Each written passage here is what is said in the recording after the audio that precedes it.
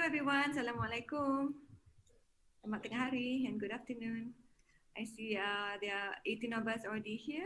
So this is a bit special because all of you today will be on a public mostly platform at Minggu Sains Negara. So it's not just our Zoom. And we will now take a few seconds now streaming onto live, Magic FB live. So if we're okay, let's give it maybe 30 seconds to 1 minute for everybody to get settled because we have quite a number registered, ada lebih kurang 90 orang. So maybe, Waalaikumsalam, good afternoon, Hi Zarin, hello Sweet Teng. Maybe some of you are already regulars here, welcome back and thank you for joining us again. And for those yang baru, join our Magic webinar here, and also now we're doing today we're doing it dengan Mosti, so a bit special there. Welcome to our webinar again. And once if you're ready at Facebook, we're good to go. A very quick housekeeping here, not really housekeeping, just to say that we have about a panel of 4 speakers today. One of them is our moderator and 3 speakers from the drone companies, which will be introduced in a short while. So if you do have any questions, kindly put them in the Zoom chat kat sini. Maybe address it to only the panelists, where only the panelists can see, because I think normally if everyone, then the whole country can see it, which is fine if you like that. And for those on Facebook Live, please put your questions to the speakers in the comment section. So our team in the back end will be bringing your questions here onto the Zoom, and we'll be sharing your questions with all the speakers here for your questions to be answered.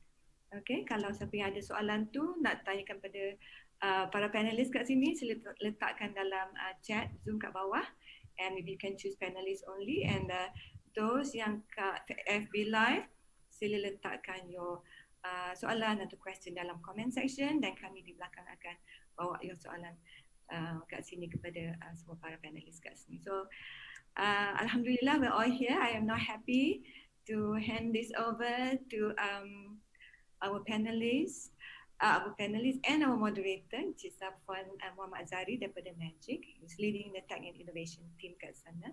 And this webinar is part of our program under Tech and Innovation, and we are happy to have him here and all our drone captains in the industry. So, inshallah, Safwan, over to you. I will be in the back end and off the video, but always constantly here if there's anybody needs assistance.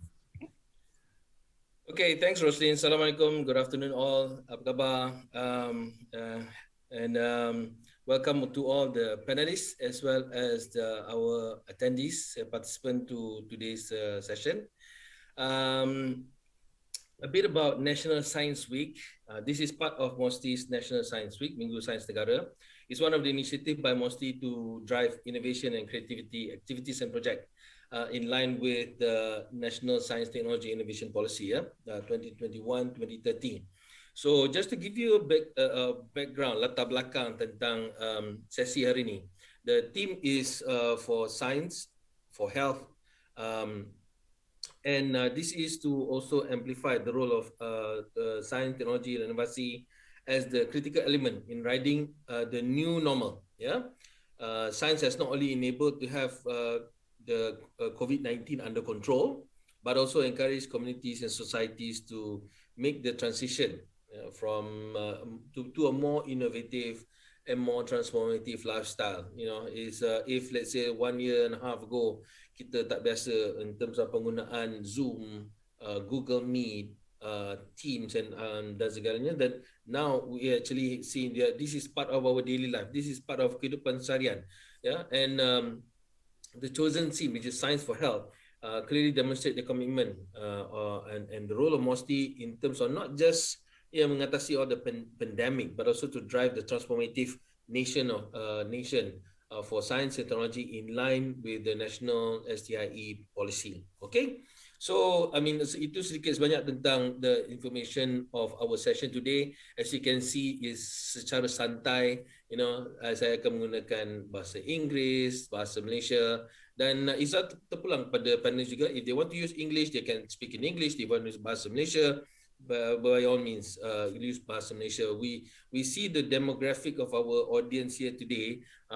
Ada pelbagai, ada yang daripada government pun ada, daripada sektor awam ada, daripada para pelajar, daripada peringkat universiti pun ada, ya.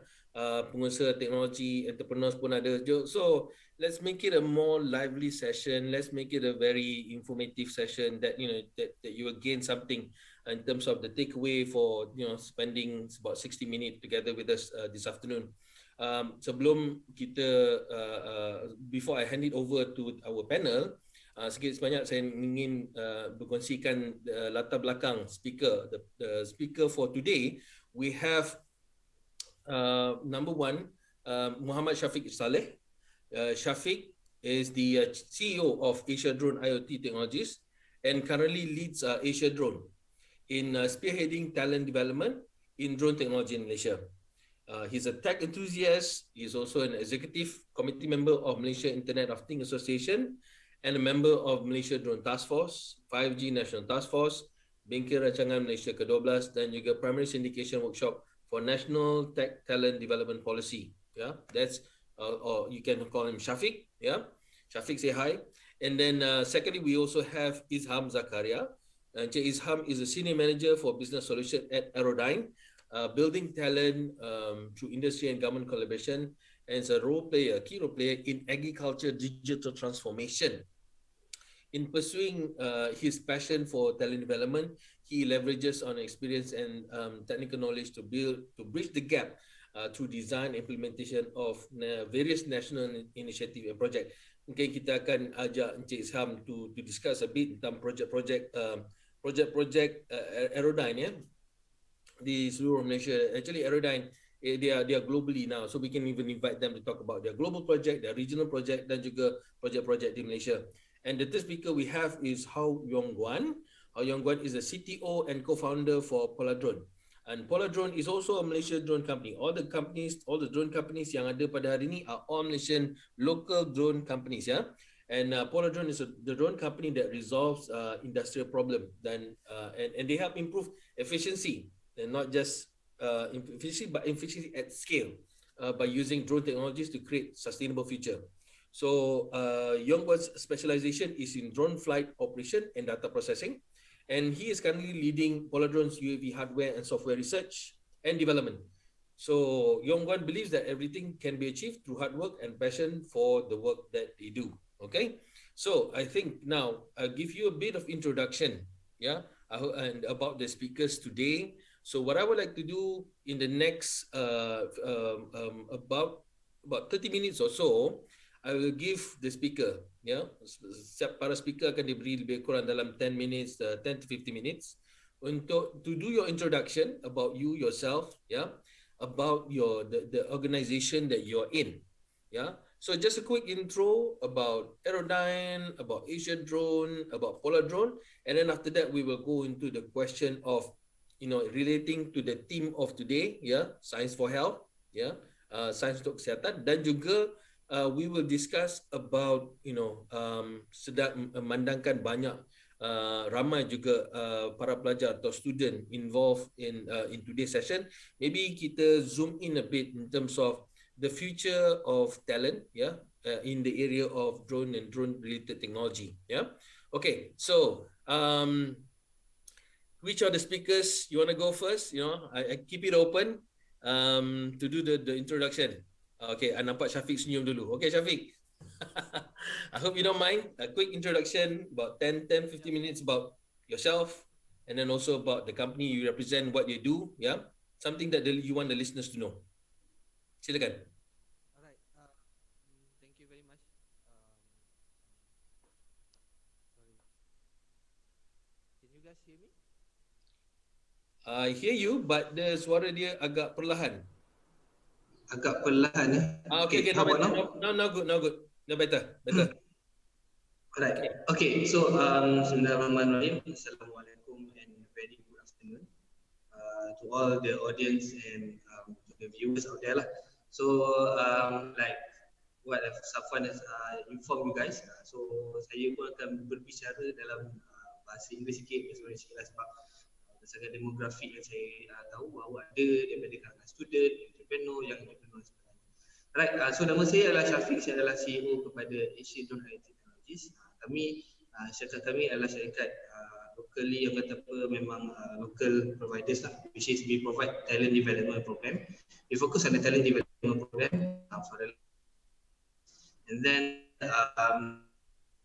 we train people not only teaching people on how to fly a drone, because that's not the whole idea of it. Sebab orang tanya kenapa nak belajar pasal drone. So mula-mula yes orang nak tahu macam mana nak fly drone, but train not only about flying a drone, but we also do operation, and we also have trained people in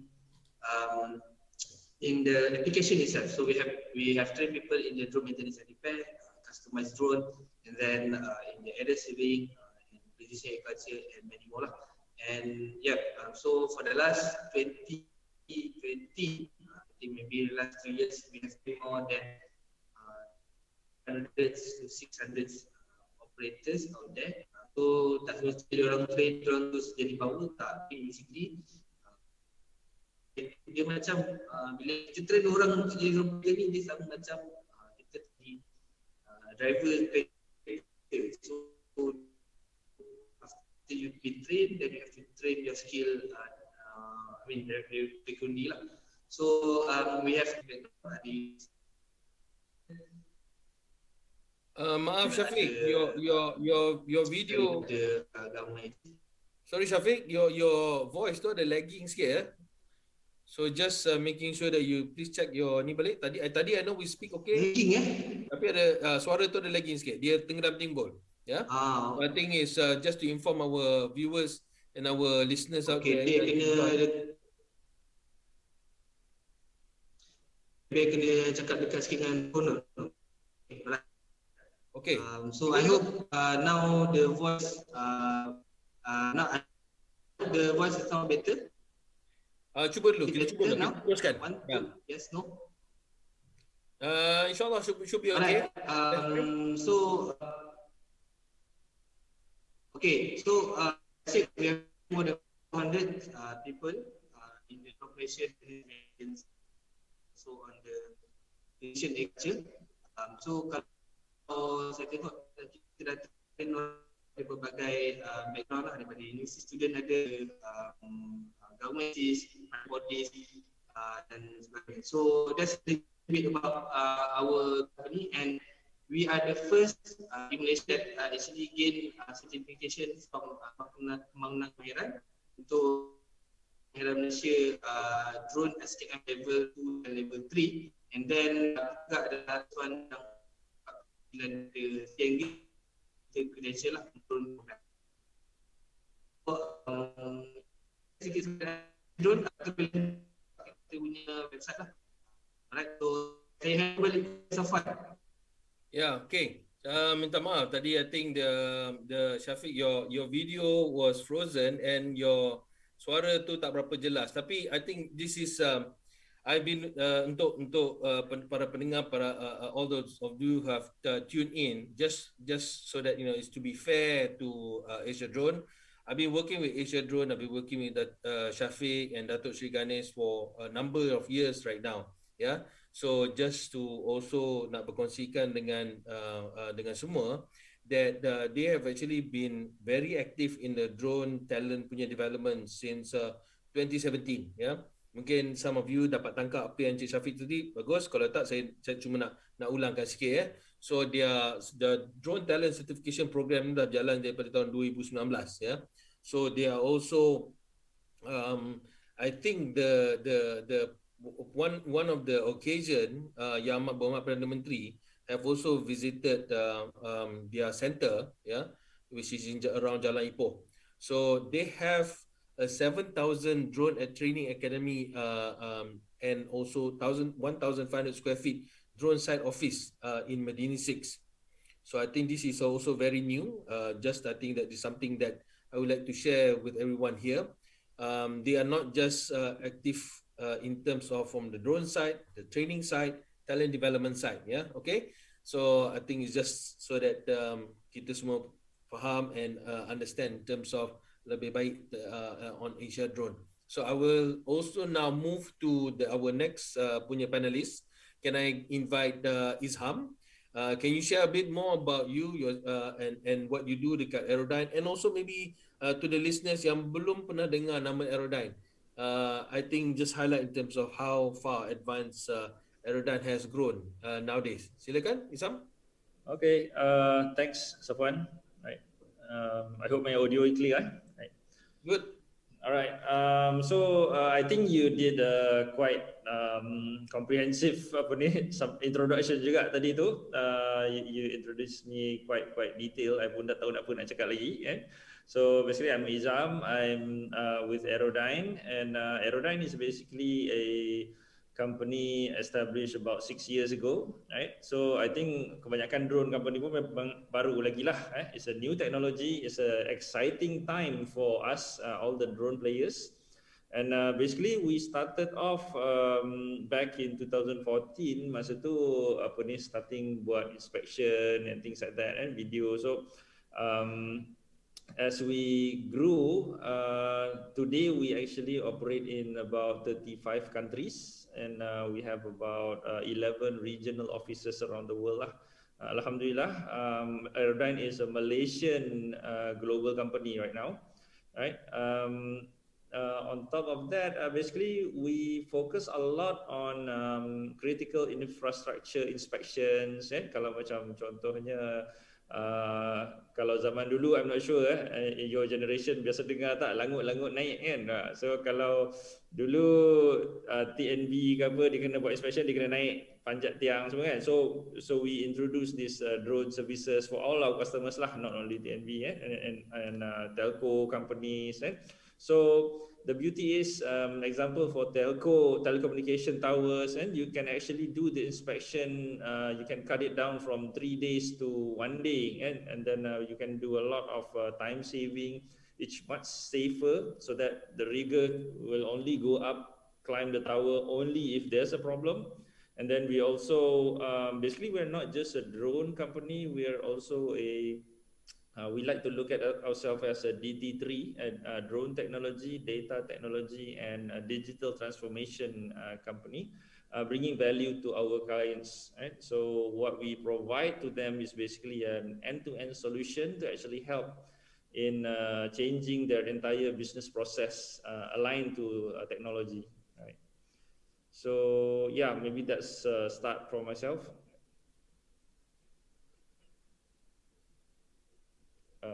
You're on mute, Mr. Saman. Okay. Maaf, mulut jalan mute biasalah tu.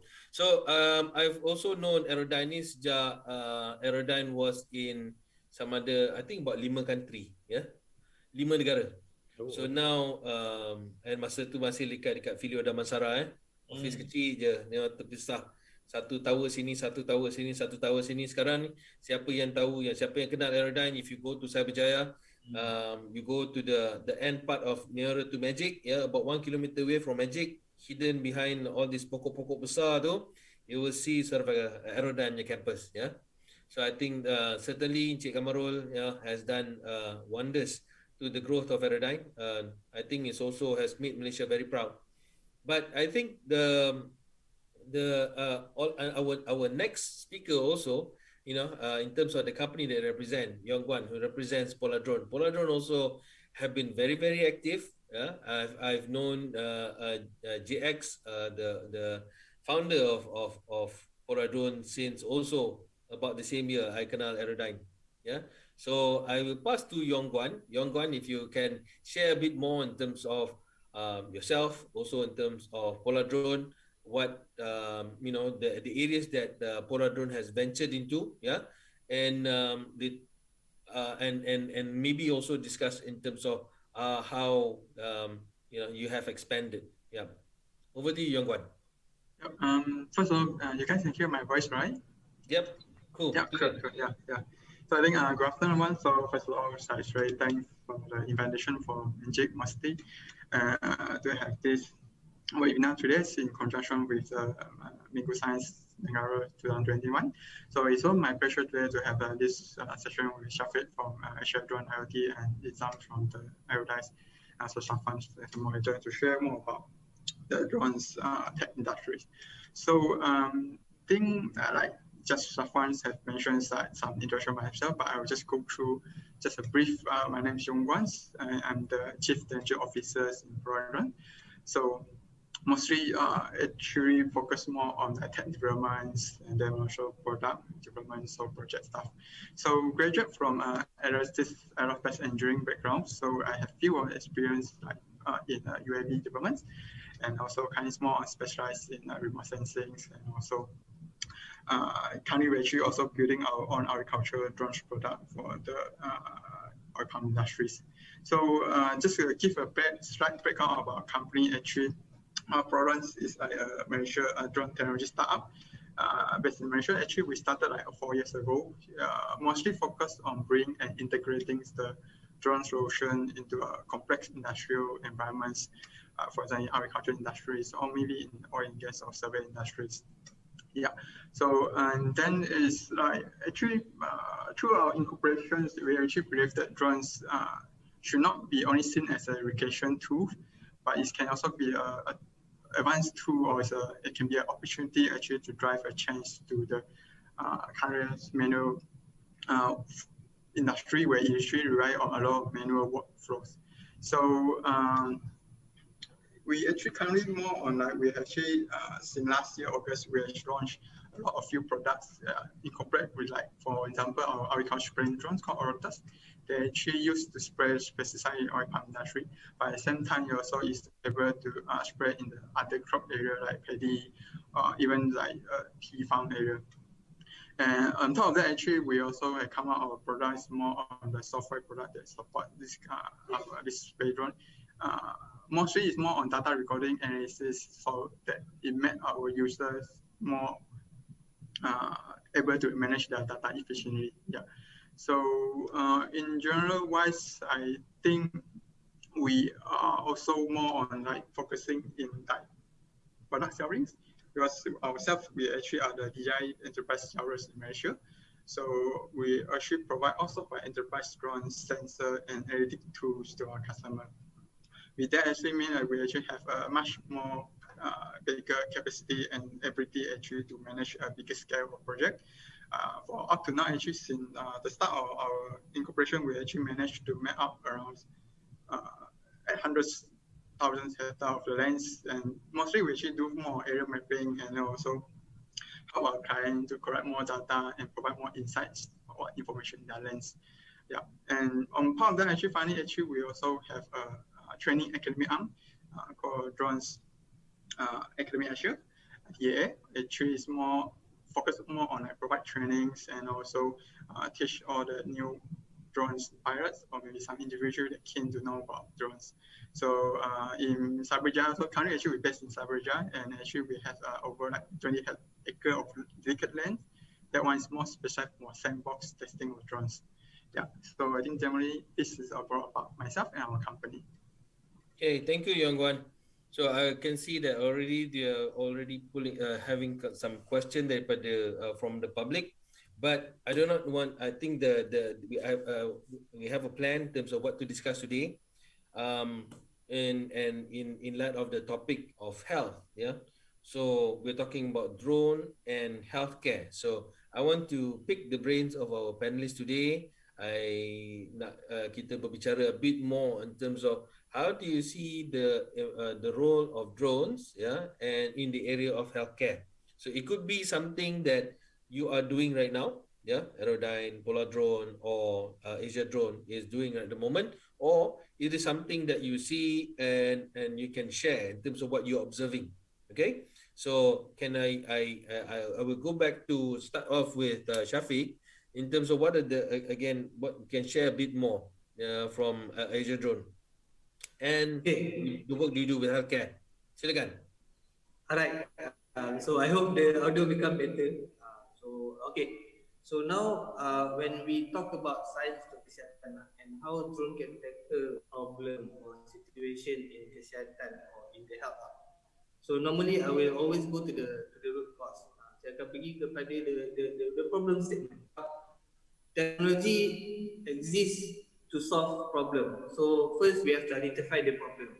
So to give an example on this science kesihatan, I take example of the drone delivery that happened in African country lah.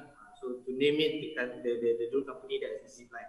So the problem statement there is the medical outreach. Basically, dia hantar vaksin, dia hantar blood sample, dia hantar medical supply ke rural area. It's a bit difficult because it's too far and it will take a long time. So this is where that drone play a role, where we can deliver these medical supplies to, on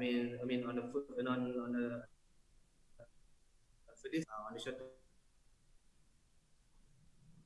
how it can solve problem statement. So bila kita cakap pasal kesihatan ni, macam mana drone play role with technology, I will always advise to the people or the other application as well, go to the root causes. Sebab sometimes people thought drone can solve everything, which is just to be frank with you guys, that drone cannot solve everything. So and in fact, one drone cannot solve multiple problems. Sometimes it's where that we from the drone industry partners, I think Yong Guan and Sam also can agree with me on this. A single drone cannot solve everything. Agriculture drone meant to be agriculture, inspection drone meant to be inspection. It cannot be like multi-purpose. It has to be on a specific use cases. So, but having said that, the fundamental is the same. You have to understand what the problem statement, how are you going to deliver the solution based on the technology. So I already pick up one of the kesihatan on the medical delivery. So perhaps Yong Guan and Izam wants to add more into it. Yeah. So I think thanks Shafiq for some intros. I definitely agree from his the point from Shafiq as well. Drones is not able to solve all the problem, and take an example like issued by the Shafiq just now is more like drone delivery from healthcare wise. Often like people also approach us like whether they can actually build a drones ambulance to bring people to like any other area, or maybe just bring a very high payload, like very heavy stuff to carry across using drone to cover the regions. And definitely this one is all doable if we have a lot of, the power of the drones, input more battery inside, is doable. But in the reality, actually drone have limitation in battery, where they actually average also the flight times fall between half an hour, and even also if using some kind of multi-rotor with very compact battery, very high capacity battery, it can also only sustain up to 45 minutes only. So in terms of like application wise, we do really need to actually emphasize what is the real problem they want to solve. But moving forward, because we are dealing more on the agriculture sector, so the thing is here we see is more on like pesticide stuff, because currently actually in terms of health issue wise, in industry established actually, if according to some of the study from the researchers or what, actually around 44% of the farmer or maybe estate worker have this kind of issue of pesticide poisoning every year. So this one is a very unevitable, because it's something they cannot avoid, because they are the one that always have to deal with pesticide, and then most often they have a direct contact either through skin or through or through just breathe in only. So with that, actually, we believe that some drone actually can solve this kind of issue, because for drones, normally all the pesticide will be actually carried by the drones, and then pilot will actually remotely fly the drones, and it's a safe distance between the pilot and the pesticide. Yeah. And for that also, in terms of like improving the health and also the efficiency, because currently except what is kind of like intense, he have to, the estate worker have to always go up the field, work under hot suns, and then sometimes work a long duration hour, and all this actually eventually lead to like occur fatigue issue or maybe some health problem.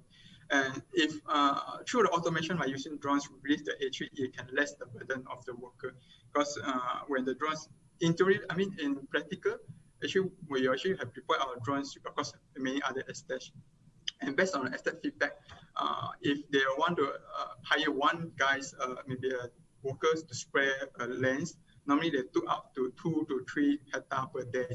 But by using drones, actually we actually can cover up to 10 hectare, minimum 10 hectare per day. So with this kind of coverage size, it can actually can double up the efficiency of the spraying, and at the same time also, the worker life much more easy because they don't have to check the timeline, actually pushing themselves to make sure everything done spray on time. Yeah.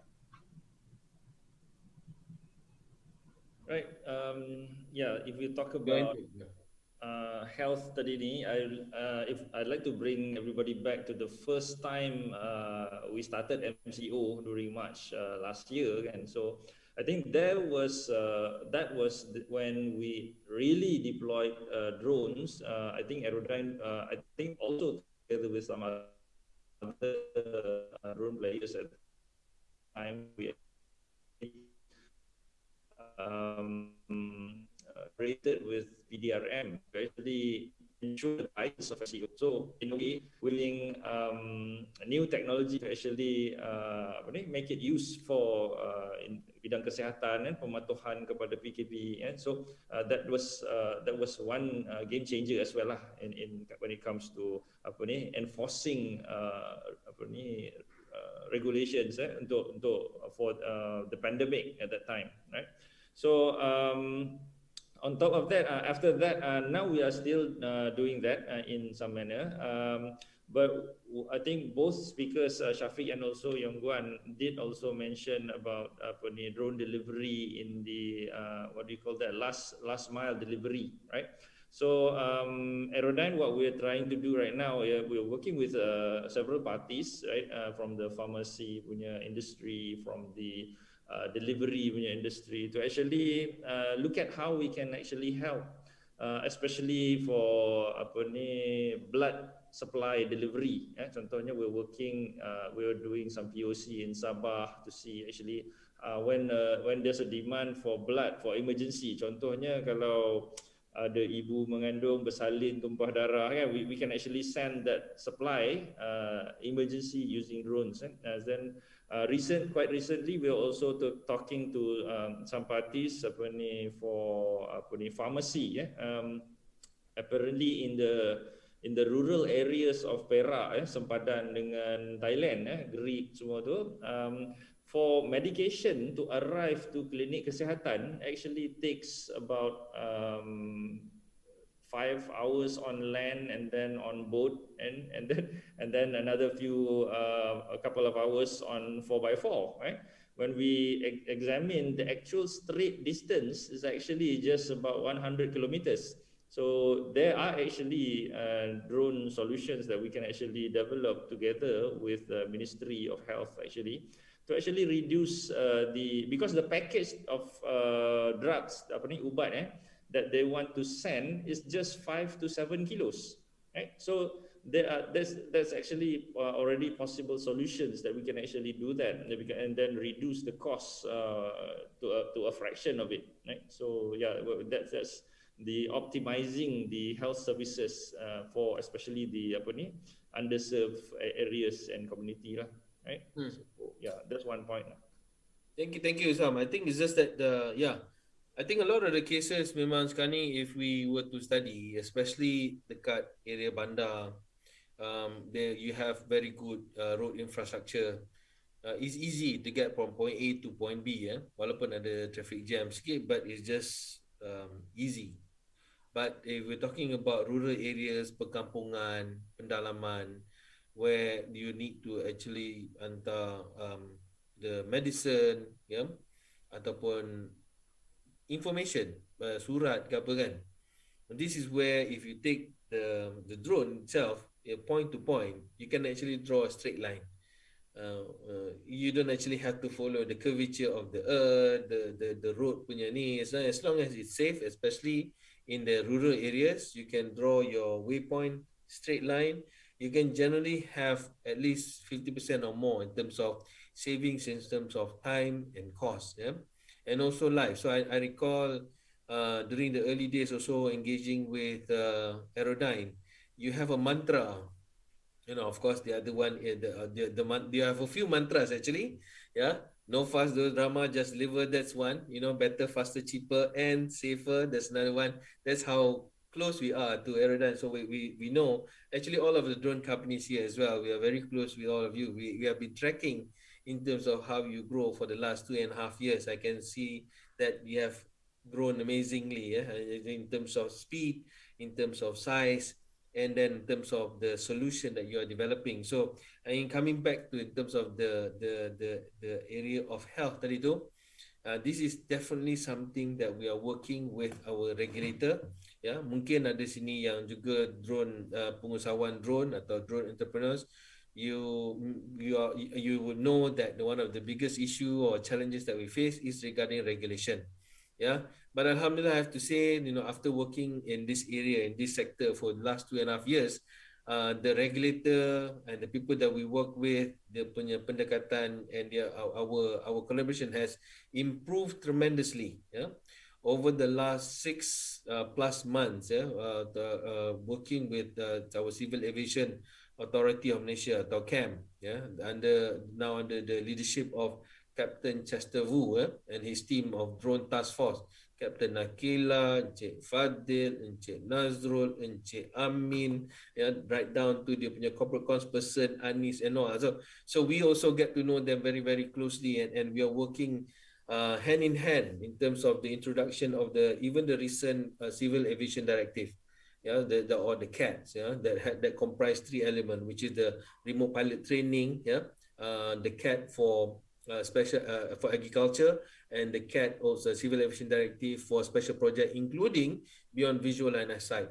Okay, so these are all very important terms for those yang interested dengan drone. You have to know drone is part of UAS, so you have to know what is UAS.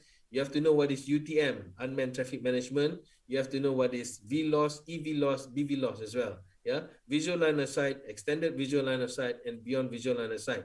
Because I understand there may be students here who are just venturing into the area of drone-related technology. These are very, very critical terminology that you need to know, because if you are able to unlock beyond visual line of sight, which is currently already addressed in our Civil Aviation Directive, under special project, then imagine the drone right now can really fly to its maximum potential. 50 kilometers, 100 kilometers, 150 kilometers. It depends on your size of, perhaps the battery and the weight. And this is where our drone companies, I'm quite sure, Aerodyne, Polar Drone, Asia Drone, you're all testing that part, in terms of you are trying new toys, new parts, new component to see how do you make the drone fly faster, fly longer, fly further, carry much more weight. Yeah, and including the safer just now too, the company such as Antwork in China, they have been sending across test result of COVID on air. So just to share with everyone here and as well as the audience, so I asked Antwork, tak bahaya ke if you want, of course in English lah kan, because they speak, I don't speak Mandarin. So tak bahaya ke if you send the COVID test sample via air, because it may fall. So the response that I got from Antwerp is they said that, Safwan, if I were to send this on road, it can be equally or more dangerous, because there can be a traffic collision. The samples or the test kit and test result may all be as a result of the crash may expose pedestrian. So also there are risks. So they get and work for the added that by flying, I cut the distance, I cut the time of flight. Therefore, I can also cut down the risk. So I think these are the things yang if you look at it, for all of you listening in, I think you can see it from application from healthcare. You can see the application from infrastructure management. All of the drone panel here, they also handle infrastructure management to some extent. In terms of agriculture. Young Guan, I mean, I'm speaking on behalf of Polar Drone. I know that you are going into precision spraying. So precision spraying actually minimize the spray of the chemical. So that also can lead to better environment, better health, reduce exposure to inhalation of hazardous product. So I think all of these are great things. So I'm just gonna switch the topic there, and I'm quite sure for those students listening in, I want probably they're keen to know drone and future skills. Yeah, how do I get myself in the area of drone technology? What are the skills required? Is there a drone tech diploma or drone tech degree? So perhaps I shall leave the answer to Izham, Yongwan, and Shafiq to answer. Yeah, how do they, if they say they are interested and they want to go and work with Asia drone or Polar drone and Aerodyne, what kind of skills do you require and what kind of skills are you developing right now? Over to you. Okay, so maybe I start first. Alright, so basically, to answer your first question, what kind of like skills required, what kind of like, I mean, training that you guys need to have. I will go with what are the future looks like. So if you want to know how the future looks like, go back to the RR 4.0, the 9 pillars of RR 4.0. So you can see under the 9 pillars, dalam 9 pillars tu, you can see there's a big data, you can have AI, autonomous robot, and then VR, and banyak lagi lah, IoT and this kind of things. So you go to that direction and then you won't go that far. You will be in line in that direction. Alright, so drone is one of the pillars under nine pillars, which normally I put it under autonomous robot. But drone also can complement to the other technology involvement as well. So for example, in AI, in big data, and in AR, VR. So if you go into that direction, I believe you guys will find something that you keen to work, then keen to incorporate with the drone tech. Alright. So for example, I give an example of, in US they have already developed this autonomous robot where it can fly, track you autonomously. Maybe for the audience out there, siapa yang nak tahu pasal drone ni boleh Google Skyview 2, which is a very unique drone, not similar macam apa yang ada dekat dalam market macam DJI, Hubsan dan sebagainya. So Skydio they make a different kind of like drone. So which you have, they have autonomous tracking, and they have a collision avoiding sensor that actually based on the graphic processing unit and whatnot. So that's actually, the main reason why they have developed that, because they want, because they actually train their AI to do the obstacle avoiding pathway. Alright, so coming to the second question, so kalau tadi ada tengok dalam soalan tadi, how to be a certified instructor dan sebagainya. Alright, so this training, if I can divide it, I'll divide into two category lah. One for the school student, maybe for the university graduates, or basically siapa yang tengah belajar lah. Right, so you guys have a few options. For example, you guys can go with SKM, Sisi Kemahiran Malaysia, drone tahap 2 and tahap 3. So SKM drone tahap 2 is called SKM drone level 2 drone operation, and then the level 3 is drone mission commanding. So these two level, basically it teach you a different section. The level 2 is more focusing on the multi-rotor.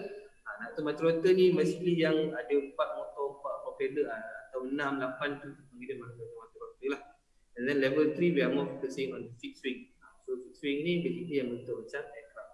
And so for those graduate university ataupun school student yang habis SPM dan sebagainya, if you want to venture into this proper structured training by the government, because it's actually endorsed by Jabatan Pembangunan Kemahiran, Ministry of Human Resources, you guys can go there. So but then for adults, because this SKM it will go like 1 year, 2 years program. So if you guys want to look into a professional drone program, for us we have our partners from Australia, Institute for Drone Technology Australia, to endorse our training program. They are the certified drone training provider by CASA. But recently, I think Safwan already mentioned about the Remote Pilot Training Organization, where I think CAM in this year, maybe by end of this year or maybe in quarter 3 this year, they will start endorsing some of the training organization to run this drone pilot, where after you finish the training, you can get remote pilot certificate of competency, which is more focusing on the industrial base and more focusing on the those that are already flying drone out there.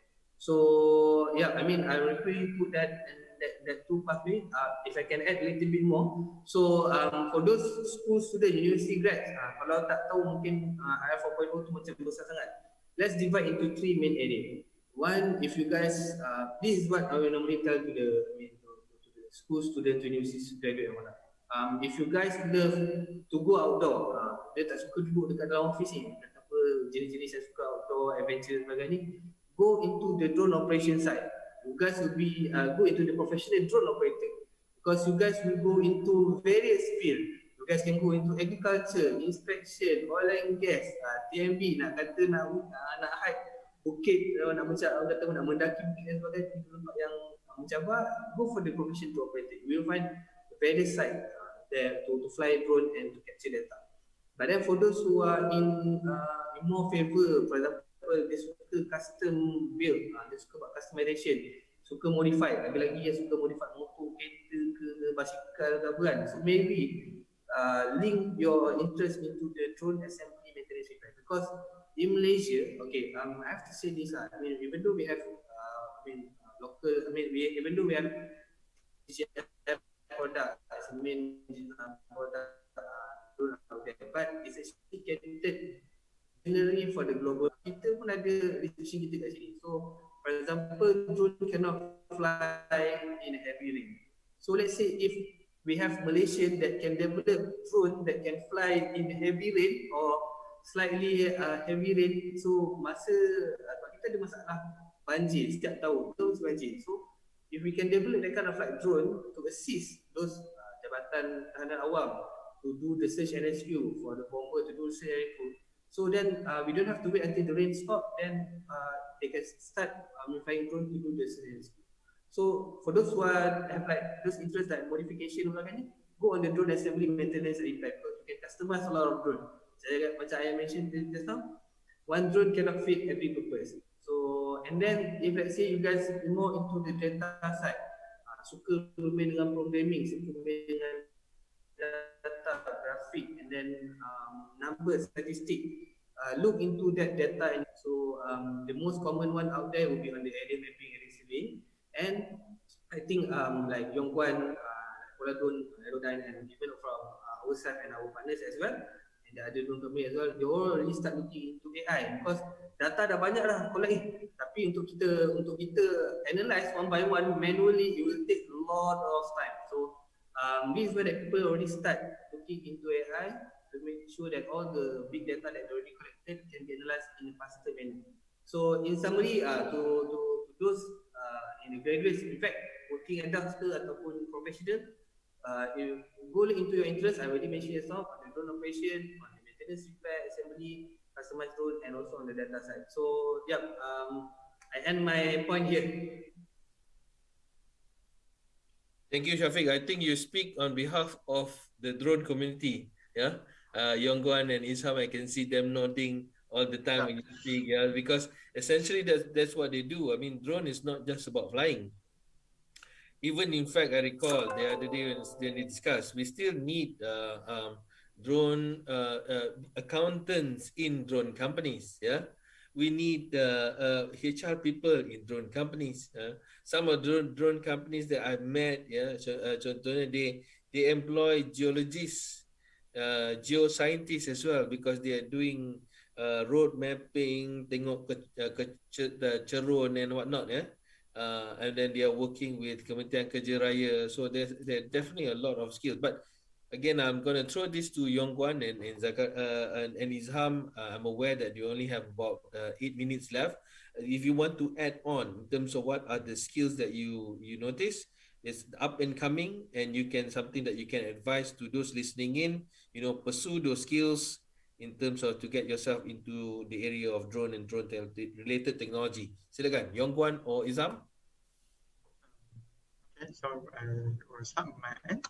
So I think Shafiq has covered a lot of stuff already, so I won't be more detail, but it's more on the summaries, it's more on like there's a few sectors that actually for those that keen to join the drone industry, you guys can explore. From just some highlight from Shafiq is that if you are guys outdoor person, you want to go and venture outside, drone operation pilot is very suitable job for you because you will experience all kind of like operations. The operation, even though you're thinking flying drones very easy, but it involves a lot of process like pre-planning, assess the safety location, like whether it's safe to take off landing, and then also need to consider a lot of other surrounding environment stuff. So instead of just flying, it actually involve a lot of strategic planning and also do the scheduling of project. So if you are a person that outgoing and then also you like to plan your thing well, okay, you can go for the operations, this kind of field.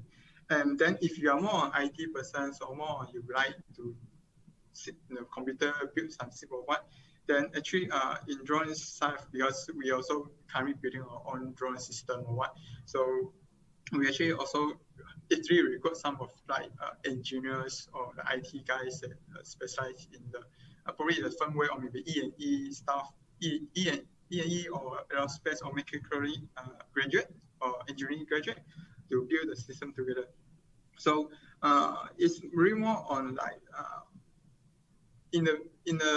some is more on like if you had a passion and attitude to explore more, you eventually can actually found a lot of institute. Like for example, Azure Drone IoT is a nice company. Actually, it's more provide a training program, either for industrial level, also from school or like university level.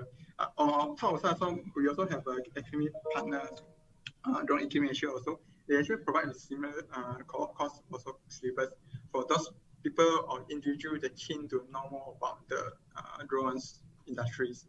And I think the fast track for you to actually know the stuff is that you first join in the drones company, like it can be an intern or maybe you can be a like maybe part-timer as well, because in that you have a real-time working experience and see how the company, the staff, how they deal with project, how they actually do the stuff. Yeah.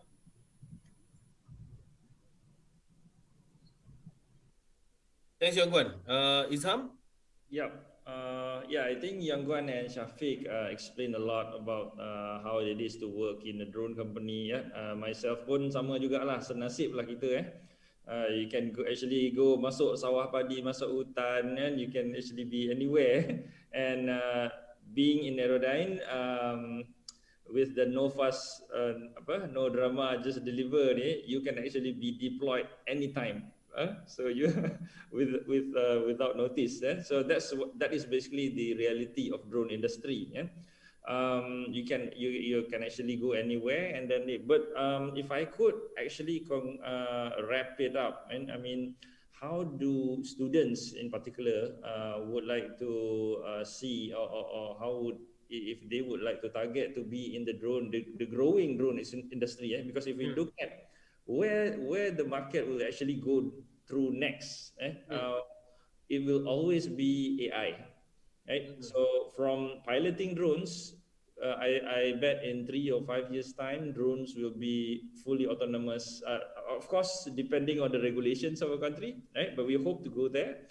So we imagine that drone delivery will be something normal, right? All the Food Panda, Grab Food will be using drones, right? So what kind of job exists in those kind of economy? We don't have riders anymore, right? So what we have is actually people who control the flow, the traffic. You said the traffic management, and the people who play with algorithm, right? So in a nutshell, basically what we need to, what the drone industry basically needs is basically expert generalists who can actually connect the dots and solve problems. So that's just a wrap from me lah, right? Okay, I think short, sweet, but very impactful. I think it gives people the hope, because I tak ada IT background, boleh ke kan? And you see the drone industry itself is growing at a very rapid pace. And I think this is something that as Malaysian, I'm truly proud, because you can see not only the globally, it's a big market, and locally we have so many very, very capable drone companies. Aerodyne and Peladrone, they are involved in the agriculture sandbox of Felda Mempaga. And you're impacting the lives of 13,000 people in the estate, Felda Mempaga 1 dan 3. Yeah, I'm totally inspired by what you guys are doing there.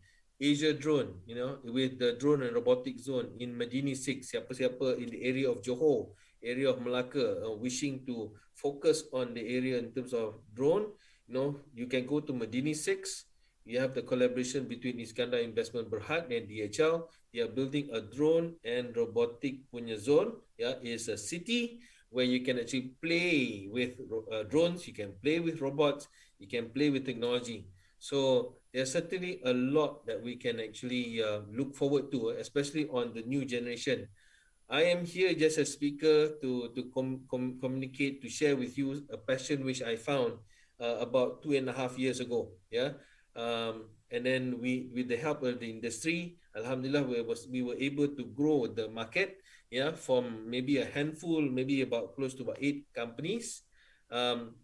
We are now seeing a lot of companies, not just local, regional, global. They are coming. They are interested to know what is Malaysia doing. Yeah, what is this sandbox that they are creating? How can they play in this sandbox? Yeah, because we got agriculture sandbox, we got drone sandbox, we got logistics sandbox.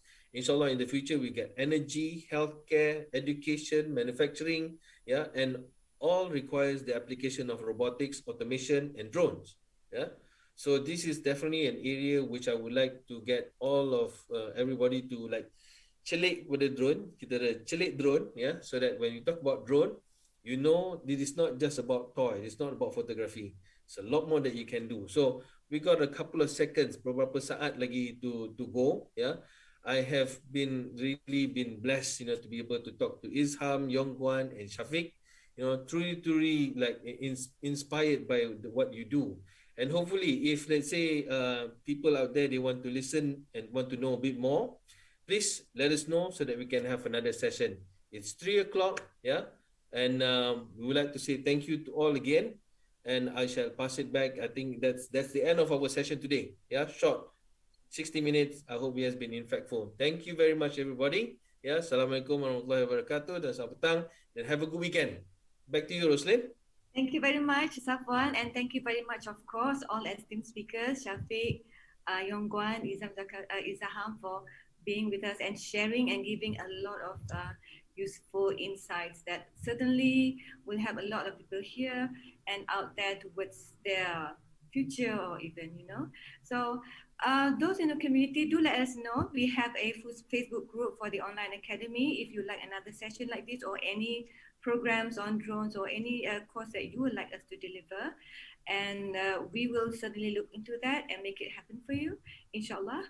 And for all other our other programs, please visit our website. There are many programs there for you to look into, maybe be part of, and look for and just keep a lookout on our website and our Facebook group. There will be another community meetup happening next Friday, which we can be part of. So thank you very much again, and mostly thank you very much for giving us this opportunity to bring all these people, us here together, each other, to share and grow.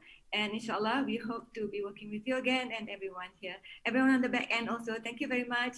And Safwan, of course, thank you very much for moderating. So inshallah, have a good weekend. We'll see you again. Thank you very much. Bye-bye and stay safe. Assalamualaikum. Thank you. Bye. Salam. Bye.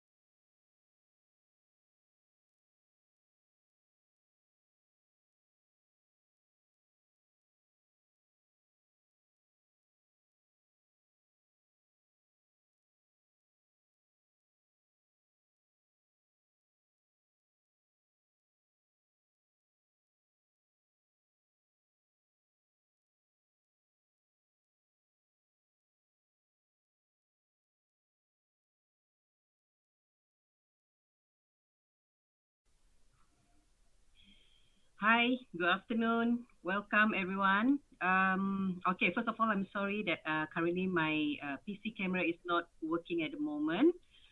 My name is Marianne and I'm from Utah. I am also the Kuala Lumpur Engineering Science Fair Secretariat. I would like to welcome you to today's webinar with title How to Surf Safely Without Being Eaten by Sharks, Internet Security 101. Okay, just a little housekeeping before we get started. If you have any question during the presentation, please type after the webinar. I will bring it up during the time for Q&A at the end. So for your information, we are streaming this webinar live on our Kuala Lumpur Engineering Science Fair Facebook. So please help us to like and share this video. And now, I would like to introduce our today's speaker, Ms. Tan Lin Yi. Ms. Tan is a lecturer at the Department of Computer and Communication Technology, Faculty of Information and Communication Technology, University Tunku Abdul Rahman. She is actively conducting IT-related webinar and workshop for teachers, students, and the public. So without further ado, I will turn the time over to Ms. Tan. Hello everyone, my name is Stanley In. I'm from Utah FICT. First of all, I would like to say thank you to the organizer for giving me this opportunity to talk about the internet security in this event. So without any delay, let's start. Basically, today we will cover about how to surf safely without being eaten by sharks, Internet Security 101. You might be confusing what actually these titles are related. Basically, how to is very direct. It's basically how to surf safely is surf the internet safely. Without being eaten actually is referring to without being attacked by shark is by bad people. Internet security is pretty straightforward, and we have 101, which is stand for introductory. So today's topic, we will talk about how to surf the internet without being attacked by bad people. Internet security introductory. There's another word for internet security, which is cyber security. They are referring to the same thing. Another term which we'll be using frequently is cyber attack. It is a kind of attack that happen in the internet, attempt to expose, to destroy, to steal, or to gain the unauthorized access to certain asset. And this is today's plan. Why internet security is important, why do the hacker commits cyber attack, what to do to serve the internet safely, and I will demonstrate to you some of the technique to perform, can hack your account very easily. So let's come into the very first part of today's topic, why it is so important for us to know about cyber security. It seems like I study mathematics because I know the mathematics is important in our daily life, and we are using internet every day too. So it's important for us to understand the cyber security as well. I would like to share with you some of the impact of cyber attack. So basically, the first example is Yahoo, a web service company that once worth more than 100 billion in year 2001. However, in year 2013 and year 2014, Yahoo was attacked and caused data breach. It impacted 3 billion of the accounts. The data that are being leaked are email address, name, date of birth, telephone number, and encrypted password of their user. At the end, Yahoo was sold to Verizon with 4.48 billion in year 2007. Another example is Facebook. In April 2019, Facebook disclosed a massive data breach that affected information of roughly 450 million accounts. The data was including the account's name, ID, friend list, location check-ins, and comments. Actually, cyber attack also impacting economy of a country. The South Africa Banking Risk Information Center announced that South Africa lost 157 million annually to cyber attack. They are highly targeted by the hacker because they can't defend themselves. Their technology development is not as fast as the other country. So the hacker know their infrastructure and system are weak. I have a website over here which you can see some of the history that happened in the past other than the one that I have talked just now, which is basically this website over here. He actually showed up the very first attack from the bottom, 2004, which happened on AOL, until the recent one, 2020. So basically, you can see that from 2000, we might only see once or twice of the attack. But as the technology advances, everyone can surf the internet easily. We can learn the knowledge from the internet easily, and this will create many people able to learn some of the hacking skill from the internet as well. This is the reason why the attack is actually increasing every year. If you click inside some of these websites, you are able to see the details, the news, and any information about it also including in this website. So when we talk about the loss of billions and millions, how do they actually calculate the loss? It is actually categorized into 6 types of loss. The first one is investigation costs. The cost that they use to investigate how could this happen, how much money have lost, how to prevent it in the future, how to communicate with the customer. After that, they have the verification costs, the cost to check their system.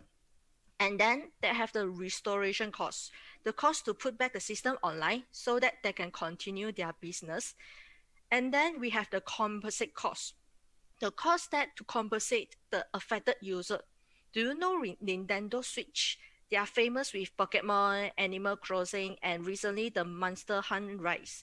In the past, there's a cyber attack happened on the Nintendo network.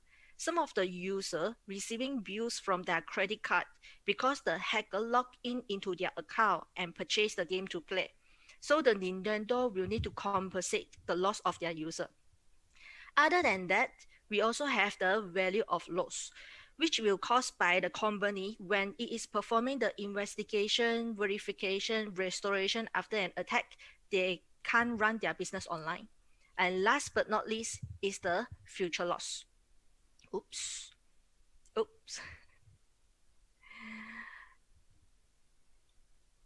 So basically for the future loss is like I have my business and I have something bad happen in my company, so you will lose in confidence when you want to purchase or use any service from my company. So this is the future loss. So why do the hacker want to do this? There's many different kind of the reason, and today we will be talk about 3 reasons. The very first reason is organizations. They are hired by a company to attack their competitors in order to create loss for them. Another reason is for money. After they hack the data, they will sell this data to the third party for money. For example, after the attacker hacked a database and they got the customer information, the attacker will sell this information into the black market. The scammer will actually purchase this information and use this information to scam the victims. So how do they scam the victim? They will pretend to be an administrative personnel, call from the hospital, and inform the victim that his or her family is now in the hospital emergency department because of an accident. Since the scammer will have all of your personal information like name, IC, and etc., it will be easy for them to convince you and believe that they are who they claim for. The scammer will then instruct the victim to bank in certain amount of the money to the bank account, or else no surgery will be operated by the hospital to save the family member's life. Or they will be pretending to be an income tax officer. The scammer will inform you that someone has used your identity to register a company and that company did not pay for tax. So you have to pay the money or else you will be listed into the bankruptcy list. Many of these cases can be avoided. However, the scammer is still success in getting money from the victims. is because of panic. When the victim is scared, even if the victim managed to take in what is being said, but the process is not being, but the information is not being processed properly. In most of the time, they will just follow the instruction to bank in the money to the scammer. And last but not least, why do they why do they want to do this? Is because of it is their interest. For example, those games, movies, songs that you're supposed to purchase before you can watch, listen, or play. However, the hacker hacked them from the original source and make them available in the internet for free. Actually, it is risky. For example, if the victim downloaded a software from an unknown host in the internet, then he run and install the software, but he have no idea what is programmed inside the software. It might contain a malware like virus or worm. If they install the software, it means that they also install this malware into their computer automatically. So we should download stuff from the trusted source or the official website. So now you already have an idea what is a cyber attack and what it will cost to their organization or even to a country. To sum up the first part of today's topic, in general, cyber attack is a malicious attempt by an individual or an organization to breach the information system of another individual or organization. Usually the attacker will seek some type of benefits from the attack, while the next part will look into how to surf the internet safely without being attacked by the hacker. The very first example we are going to discuss is basically when you are logged in or access to the internet by using a public terminal or shared computer. The public terminal that we are talking about is basically the device that other than you, the other people, whether known or unknown, they also can use it to access to the internet. For example, the shared computer in your school, in the hotel or hostel, in a library, or even in a cyber cafe. The common mistake of using a public terminal to access the internet is you forgot to log out. Usually, we will close the web browser after we want to leave, but actually our login sessions is still active in the computer. So the next person who use the computer will be able to access the site that you are logged on earlier. So always remember to log out, but it isn't safe yet. The web browser have a function to remember your username and password. If you log out and previously you save your username and password in the web browser, other people will still be able to access to your account because the username and password is there in the web browser caches. So you should also clean the web browser data. This option is actually available in all of the web browser. But even though you remember to log out and clean the browsing data, it does not mean that you are safe because there might be a pre-installed malware in the computer. You does not know that who had used the computer before and what is the software that is installed inside the public computer. For example, a keylogger. Keylogger is basically an application which will record whatever you have typed by using a keyboard. So how do you protect yourself from this pre-installed malware is you can install a key encryption software. So whatever you have typed, it will be encrypted. For example, you have typed ABC, the software will help you to encrypt into 1, 2, 3. So the other people who are reading the logs, they won't be able to know your password. Or you can install an anti-malware program to scan the computer before proceed to key in your username and password. If in a situation that you can't install anything, but you still can access to the internet and use the online keyboard. If you open up a web browser, search for online keyboard, there will be a lot of them and they are free for use. So why do the online keyboard is useful in this case is because of instead of typing your username and password on a physical keyboard, you click on your username and password by using an online keyboard. So the keylogger won't be able to capture what you have typed because you are using the online version. Or you also have some special technique, but if you feel very troublesome, the best and easiest way is never log in into any website in a public computer if you have a choice. So I have a demo over here. I can show you how the keylogger works. I have a keylogger installed in my virtual machine. So basically, if I open it up, by default is empty. So in order to show you, I open a notepad in here. I'm going to type the username and password in the notepad. So when I click start monitor in my keylogger, over here I type username, let's say hello world, password, let's say goodbye world, and I stop monitor. Over here have a log. If I scroll down, you can actually see the username, shift, spacebar, shift, hello, spacebar, shift, world. And password is in this line. So for here, you are actually seeing the keylogger on the screen, but actually I can make it hidden. If I click hide, then no people will know that the keylogger is actually inside this computer, unless the person actually did some scanning or he understand very well what is happening in the computer. You can't even get the keylogger in the task manager because the name of the process over here, I can actually change it into something else. I can modify the process name. So even though you go to the list in the task manager, you won't be able to know that whether this particular exe is keylogger or not. You won't be able to know that. So the best way is do not log in into any sensitive website, like for example, your social media or bank account that is very important. Do not log in into any bank account by using any public terminal. The next one will be the permission related. For example, in Facebook, there are many famous applications that you can use like OMG, LOL, name tags that they will let you to do some quiz and then give you some result like today, what is your luck, who is your future girlfriend or boyfriend, and etc. When you want to play it, it will actually ask you to grant them some of the permission.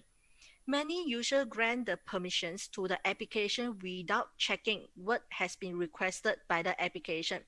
For example, this application that created for showcase purpose is asking the permission to access your basic information like name, picture, gender, network, user ID, friend list, and any other information that you have made it public. It also can send an email on behalf of you. It can post something onto your wall on behalf of you, and it can access your data anytime and anywhere. So some of the games that are available in Facebook, I wonder how many of you really will read the word written in the game before you click the play now button. And this is only a brief description. If you open up an application, you click on this icon, he actually will lead you to the developer privacy policy. If you click inside, he will list out a very long list of what he will do to your access. And I hope if you want to play this kind of application, no matter it's in Facebook or any other place, please read the terms and conditions before you proceed to give him the access. So you might think that it's not important. Why should I care? I just give the permission. It's nothing harm. Since my information, I make it public, it doesn't matter at all. But actually, it is a method. When you give an access to a bad application, the bad application can create a fake account of you. Then what do? They will use this fake account to add all of your friends in your friend list, and now the hacker or the scammer or the attacker actually connected to your friend. And you may think that it will only impacting my friend. It's not my problem, right? But it actually not. I have an issue from my friends. So on the left hand side we have a scammer, right hand side we have a victims. Basically, the victim, the scammer created a new account of someone else, and then and then send the friend request to the victims, which is my friend. Without any doubt, my friend accepted this friend request.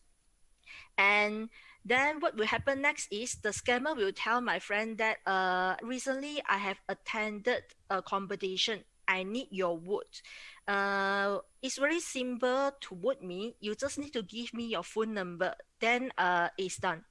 So my friend actually gave the phone number to this scammer because he believed that this is her friend, so it doesn't matter for her. But after that, she received a PIN code. Then the scammer will say, this PIN code is actually a proof to prove that you vote for me. Can you give me the PIN code? And without any doubt, she gave the PIN code to the scammer. And just right after she gave the PIN code, her phone was charged for 200 ringgit because this code is actually a kind of the fund transfer available by using a mobile phone. So after he lost for 200 ringgit, he know that this is actually a scammer. Even though she logged the police report, there's nothing she can do because she is the one that gave the PIN to the scammer.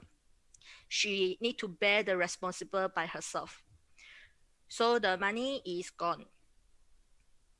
So read the permission to be given before allow it to the application, or do not use the app at all. You don't have to risk your personal information in order to gain a few moments of the happiness. If you think that is not related to you because you never give access to any of the apps in the social media, however, your friends might give the access. The application still able to access your public information through your friends because you are on his friend list. So to avoid that, you should check your setting of your social media, especially the privacy setting.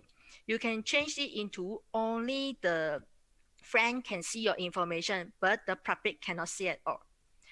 Next upcoming is receiving a suspicious email. So when you receive an email, like SMS or even a message from a suspicious source, for example, this email was sent to inform the user that unknown person withdraw certain amount of money from his bank account. Please click the link below to verify the user personal information. If the user fill in his personal information in the given link, then that means it's gone. Your account will be hijacked very soon. So if you receive this kind of email, but you doesn't sure about whether this is from the official company, you can always call to the bank and verify the message with their customer service. The best is do not click on any link, especially when you receive the email from unknown source or even the message from the Facebook or whatever social media. Next upcoming is our password related. When your password is very simple, like for example, you set in 11111, or let's say you use a date of birth, your name, your birth cert number, phone number, IC of yourself, your family members, your beloved friends, even your idols. I wonder how many of you are using this information as your password. If you are using them, please change later because it is very easy to guess by the other people. As long as I has your public access, I will be able to know that what will be the common word that you will be using for your username and password. If you think that use this kind of password will ease you to remember about the password so you won't forget it, you actually can make it become complicated. Like for example, I love Utah. I love Utah in here. If you see over here, this O, I change it to 0. It's not O anymore. This is actually a 0. And E, I modify become 3. A, I modify into alias. Then I combine together with cap lock on and small cap. So this kind of password will actually make everything complicated. And the hacker will take a very long time to hack your account if they want to. Other than that, do not use the same password for different platforms. Let's say one of your account is hacked. The hacker will try to use the same username and password in other platform of yours. So do not reuse it. I can show you some of the example on how actually I can guess your password easily. I have created a local website in here. So this is only available locally in my network. you guys can't access to my website from the internet. So username is root, while the password, let's say I put something. If I click submit, I will be logged in successfully. If I click back, I type root again, but the password is something else. I click submit. It will be wrong username and password. So how do I hack back my account? In this case, I'm using an operating system called Kali Linux. It is very famous among us who are working on the cybersecurity side. So basically, I have a document in my computer of this virtual machine. When I open up the password, it will contain all of the combination of the password, possible combination of the password. That's why I said, do not use those common word as your password, because if I can access to your public account, I can easily generate these password sheets. So I can use my program to guess your password instead of I guessing them one by one. So I have this password list. Basically, it's not complete, but it's okay. I just want to show you how can I hack. So what can I type is basically in here.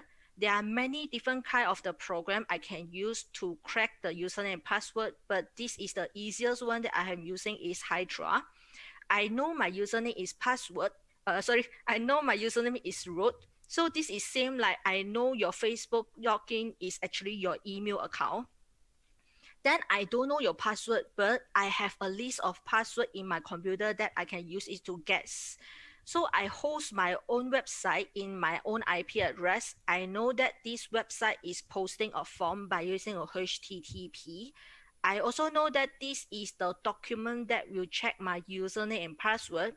I also know that these are the variables that I'm going to key in, which is the root and the password. If I log in incorrectly, I will get this notification. So I have done with all of the field. If I press enter, he will actually try out the password for me one by one by using the list that I have shown you all just now. Can you stop contouring my screen?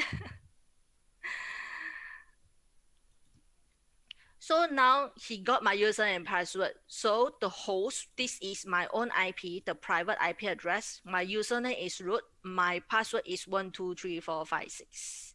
So it only takes few seconds. And this is only when I understand the website very well, because this is the website that I create by myself. I didn't implement any of the security measurement. I didn't implement that. That's why I know that where is the weaknesses. In reality, it will be difficult for us to use a program to hack a username and password. But I said it is difficult. It didn't mean that it is impossible. So let's come to here. I can guess my password very easily. And that's why make your password complicated if it is possible.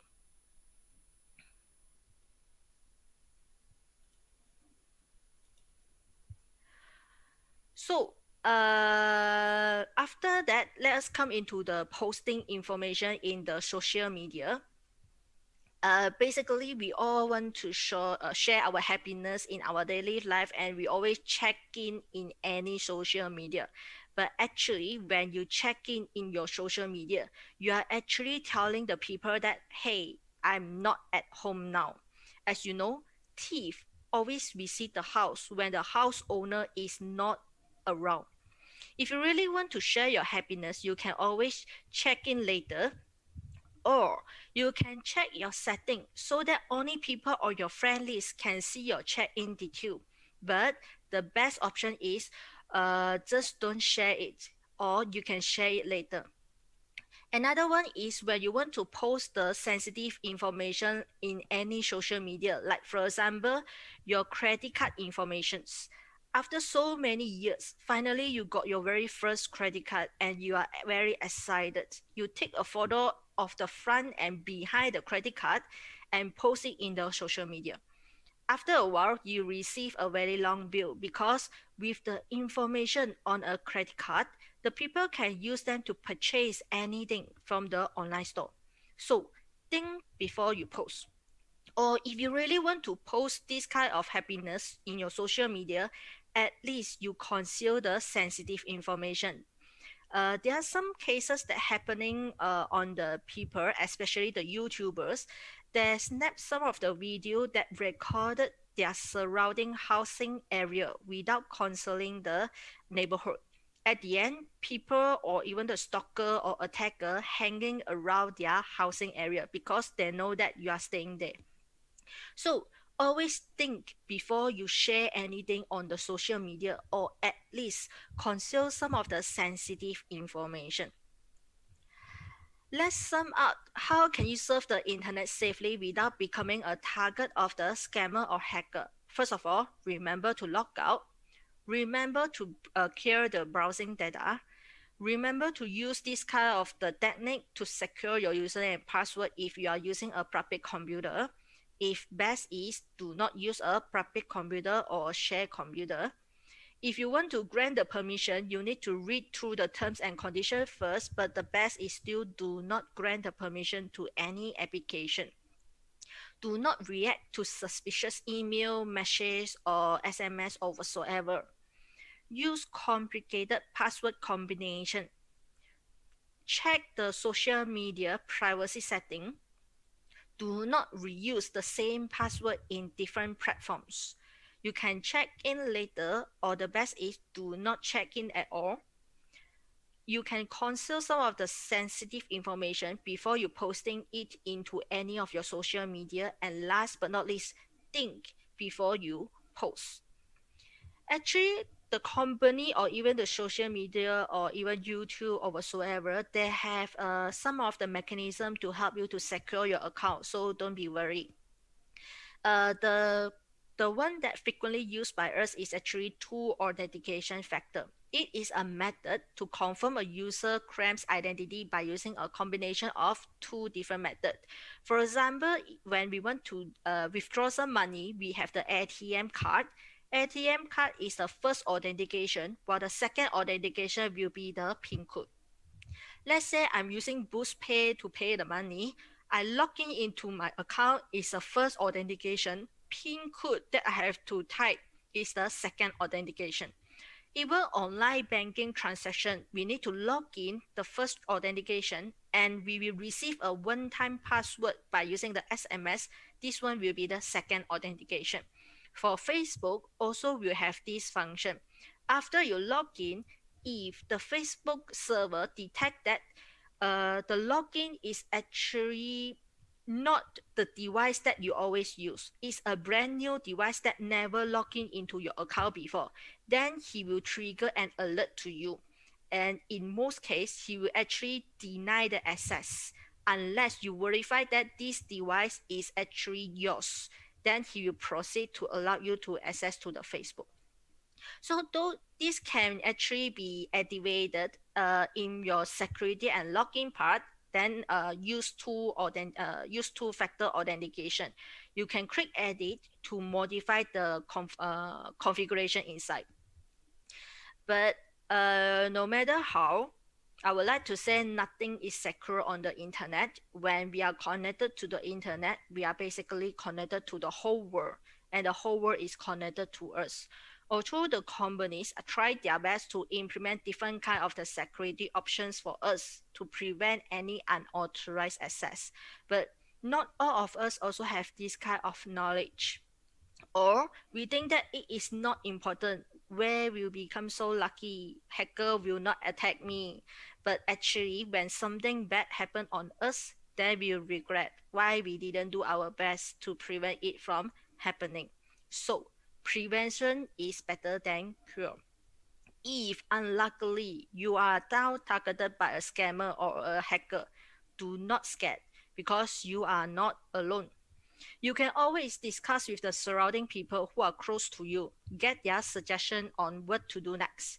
Or you can search online what to do next. Or you can go to the police station to get the assistance from the police officer. Or you can learn the knowledge from Utah FICT before everything is too late. So I would like to take this opportunity to introduce you this program, Bachelor of Information Technology, Communication and Networking. This program prepares the student to very good in the networking and communication system, and this is including cyber security. In addition, the program will also equip the student for their professional networking certificates like CCNA and HCDA. We also offer some of the other program. If you are interested, feel free to access to fict.utah.edu.my.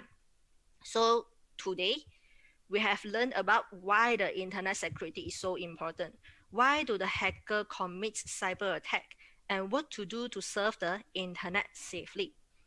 And now we come into the Q&A sections. I believe you can type the questions on the chat. While waiting you for your question, I received some of the question already when the registration is started. So I have 6 of the question that I have received. The very first question is basic safety for a web user. I already explained just now, there's a lot of things that you can do, like make the password complicated, check your privacy setting in any social media or any website that you have a login account, and etc. The second question, how to detect if the strangers you are talking to online is safe or dangerous. For this, there is nowhere to detect. Same like you will be no idea whether the stranger you met in reality, they are safe or not. Even though the people that you know in the reality, they might be dangerous as well.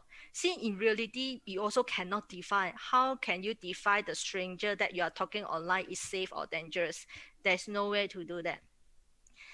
If number third question is, it is necessary to have VPN? No, it is not necessary to have a VPN unless you need the VPN to for certain purpose. Like for example, you like to play games and the game server is located in Japan server.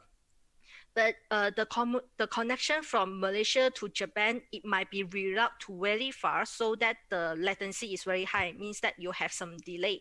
Then you can use this VPN to reroute your traffic to somewhere else and directly go to the Japan. Then it will reduce your latency, so it will be less delay compared to the default one. Is VPN really safe? I would say no. It depends on which VPN service you have subscribed. There's a lot of VPN service that provided by the service provider.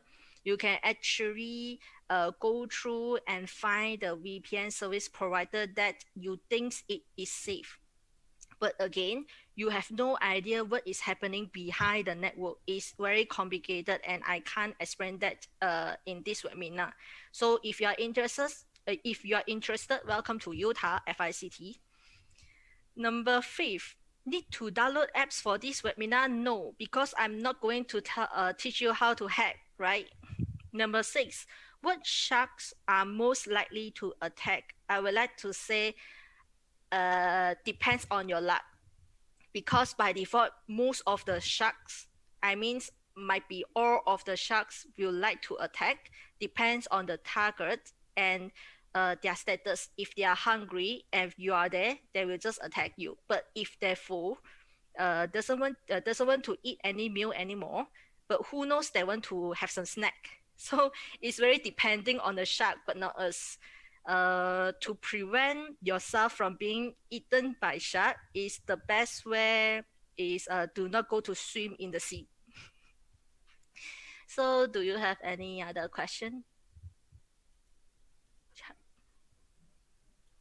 Yeah, Ms. Tan, I think there's a few questions posted in our chat box. I think the one that I can see is from JC, Miss JC Tang. Okay, this one basically is for the organizer. So she's asking whether they can get the recording of today's session. Yes, they can always visit our Kuala Lumpur Engineering Science Fair Facebook. You can get the recording of today's webinar from our Facebook. And then from Sudasharnan, I hope I pronounced correctly. Sudash is asking what is VPN, Ms. Tan? VPN is virtual private network, so it's basically create a private network between you and the destinations. Like for example, the other people outside the private network that you have connected, they won't be able to capture whatever you have sent to the destination. But actually, it's very complicated, and I don't think I can explain everything during this short period. All right. Thank you, Miss Tan. You're And welcome. then from Paul Naden, Mhm. his comment was, Miss, the people who created the virus is the same people, create the Mhm. antivirus. Do you agree with that, Miss Tan? I don't know. I don't know. All Who right. knows? Who knows? True, true. We never know. Okay. So, okay, while waiting for the others, let me check through our Facebook if there's any question from our participant. Yeah, So, sure. for those who like to ask Miss Tan any question, you can start to type your question in the chat box.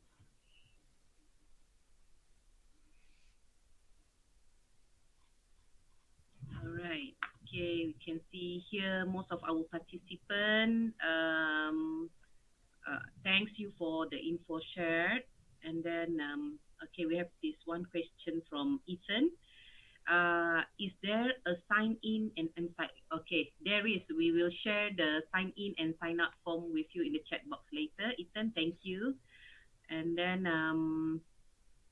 okay, just now there's a question about the webinar, right? So we'd like to let you know that this webinar, it's not only streamed in our KLSF Facebook, it's also in Minggu Sains Negara 2021 platform.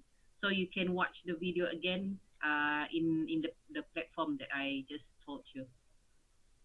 Okay. All right.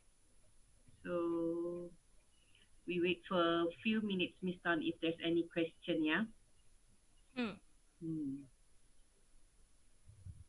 Thank you for sharing. Okay.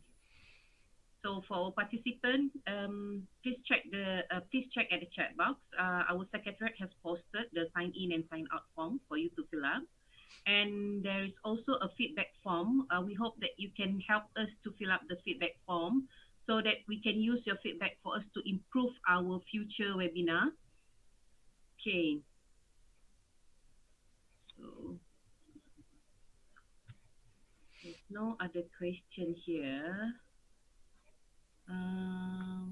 Just now, sorry. Can people? Okay, Miss Tan. Sorry. Hmm. There's one question Mhm. I received from So Shiki. She or he is asking, can people hack when you scan any QR code? Basically, no. Unless after you scan the QR code, if you come up with a URL and you click inside the URL, then it will be possible. Oh, okay.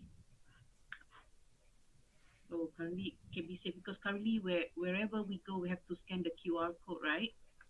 Yeah, through the apps, right? Like Yes, etc. yes, true. Hmm. Okay, so it should be safe. Okay. All right, participant, if you have any other question. Okay. Okay, Sudharshan. What to type? Oh, sorry. What to type in attendance, sign in and or sign out? Okay, never mind. That one we'll explain later. Okay. Okay. So let me see if there's any question in Facebook.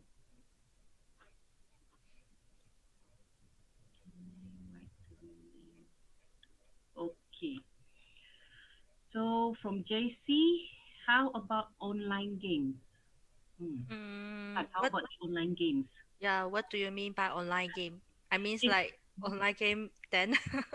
JC, can you be specific? Oh, okay. Her question is it Oh, safe to play those games like Roblox online? I don't know what is Roblox online, but if you afraid of the online game, whether they are trying to get your personal informations, you can actually create another email specifically for games only. So that email, you should not insert any of your personal information.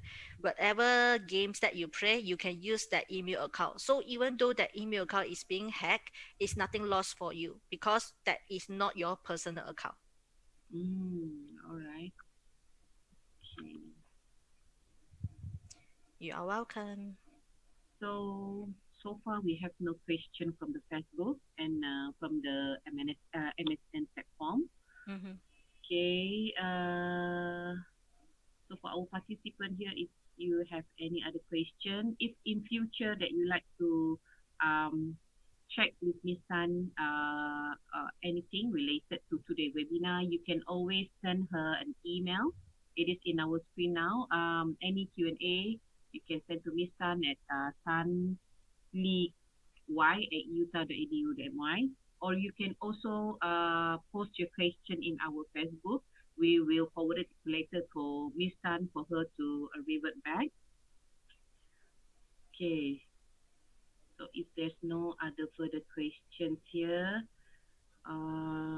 okay. I think Miss Tan, basically you have covered all the questions posted by our participant today. Mm-hmm. So if there's anything that they will ask in future, if we receive any question in our email or Facebook, we will direct it to you. Mm-hmm. Okay. Sure. So before we end the session, I would like to thank you, Ms. Tan, for this great sharing. So I believe this sharing would be an eye-opening to all of us. And okay, for our participant, before we end this session today, our secretariat will post the feedback form in the chat box. So kindly help us to fill up after this webinar. And then we also appreciate your time for being here with us. And before we end this session, we would like to take a screenshot of this group photo. If you don't mind, please, everyone in the Zoom, turn on your camera so that we can take a group photo with Miss Tan today. Okay, Miss Tan, can you help us to stop the sharing so that we can take? Yeah, sure. All right. Okay, everyone. Okay, we're waiting for a few of our participants to turn on the camera. Okay, so if you're ready, we will take few shots. So I will do the counting. Okay, so if everyone ready, let's